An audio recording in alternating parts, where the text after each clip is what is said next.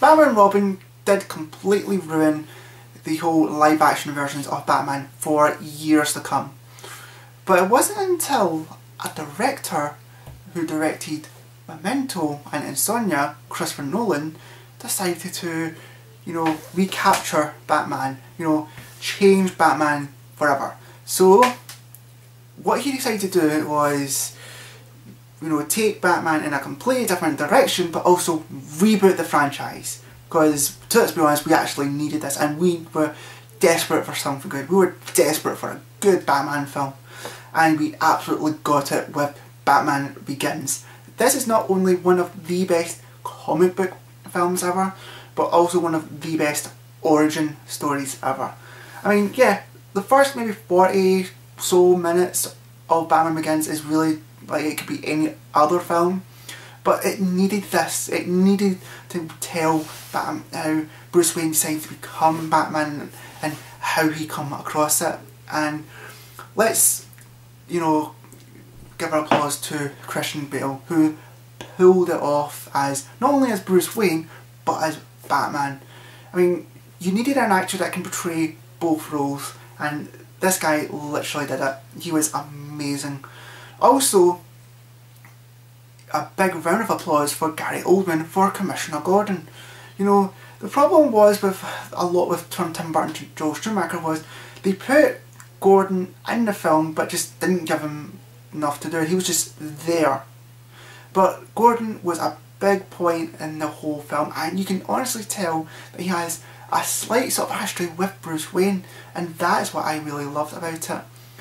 I also loved the feel of Gotham. This was more of a realistic Gotham, but this was probably the Gotham that we needed to see. Like how the rich, you know, live in the sort of richer part in Gotham and where the poor actually stays. Also, Cillian Murphy as Scarecrow completely blew my mind. He was really good, and this was the film that skyrocketed his career in action films entirely.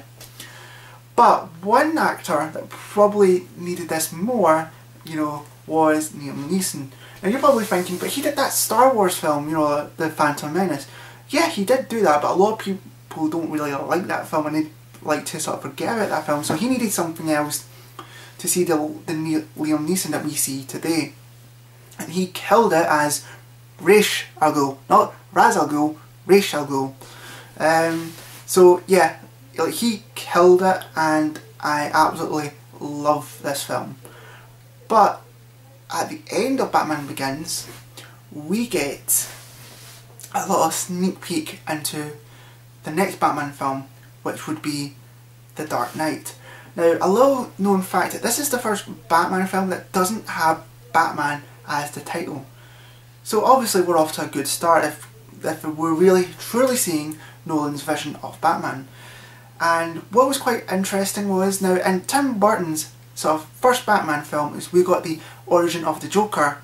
We don't get the origin of the Joker because we didn't really need it, because Heath Ledger killed it as the Joker, and I think is better than Jack Nicholson, hands down, as the Joker, and probably near as good as maybe as Luke Skywalker, who plays Joker in the Arkham games and also from the Batman animated series. The guy literally owned the role, and he was the reason why this film was such a big hit.